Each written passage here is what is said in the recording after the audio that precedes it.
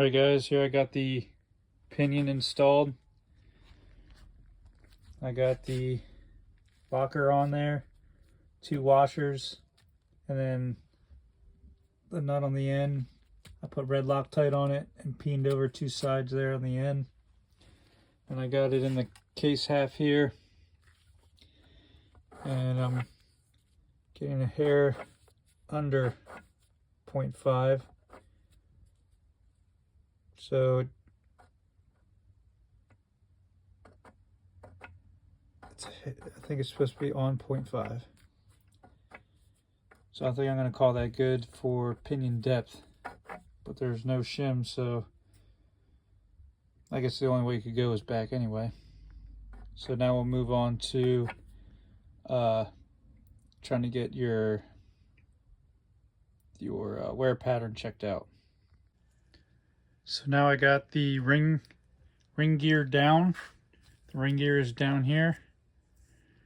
I've got bolts through here and here, and you can hear the excessive backlash. So I've made sure, ran this down to make sure that it's tight. And now I'm going to run this bottom adjuster in until I take up all that backlash. So now we're at the 0 backlash, where it's just at the point where the sound of the 2 clicking together are gone. And then the bottom, we're going to spin out 3 of these notches on the bottom to get the proper backlash, and then we're going to spin this side in 3 plus 1 notch for preload.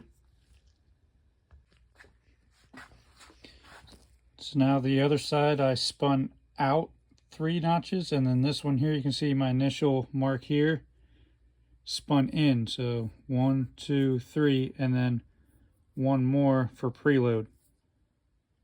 So now we'll spin this a bunch of times. I've got some of the yellow paste there on the teeth inside. I'll spin this back and forth a bunch of times and then take this back apart to see. And listen, you can hear the backlash now. So once we see what the wear pattern is, then we will, and we get that correct, then we'll go to checking what the correct backlash is at. After a couple tries here, now there's where the pinion's at. And here's where coast and drive. I think that's pretty good. So now I'll get everything put in here, get all the shafts put in, get all this stuff cleaned up, and get these 2 halves put together, and get this finished up. All right, next step. Got everything cleaned up. I got all the gear, that gear mesh yellow stuff off. Got my reverse in, and I got my shims. So I ended up with about 20 thousandths, which is like a hair over 0.5 millimeters of shims for your pinion depth. So now I'll get some of this gray Permatex put on here, on the other half cleaned up, and get the 2 halves put together. Get all the gray Permatex put on there. Get it all nice and smooched around. All, don't forget in the centers. All around here. Now I'll set this on. I like to let this set up a little bit. So I'll put it on. I'll put a little bit of tension on the bolts and let it set up a little bit. It'll make, you don't want to smash it yet. Let it set up a little bit and then do your final torquing. So we'll get this set on now. Get all the bolts put in and get them cinched down a little bit. Got everything torqued down and double checked. You can see the squeeze out there a little bit. But again, I let it set up before I did anything.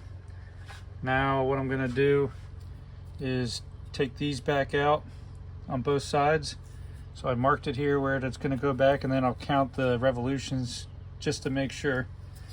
And put these seals back in. You got your outer seal and your axle seals. So I'll put those back in, and then I'll start prepping the nose cone.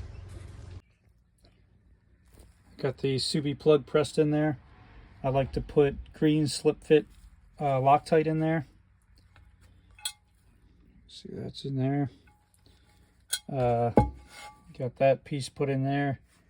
I got this flange cleaned up good and put the gray Permatex on there. Now I'll put shifter lever in there. I've got this all cleaned up. Make sure you get your retainer ring in there. Have it in 4th gear, pulled out there, and we'll slip this cone on. I forgot to say, don't forget to put in your reverse piece here before you put your nose cone on.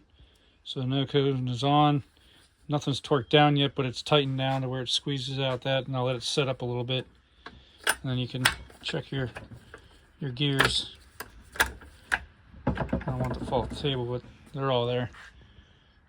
So I got to put in the reverse light switch and torque everything down, and she's ready to go back in the buggy.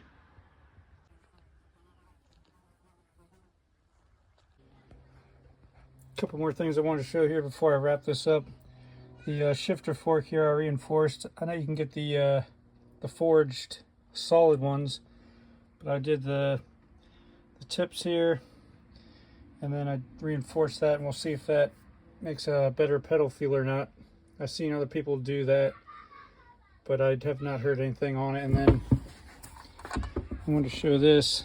I do this a little different, where they have that plug to go over the regular dipstick. I just pull all that out, thread it with a 1/2-inch MPT,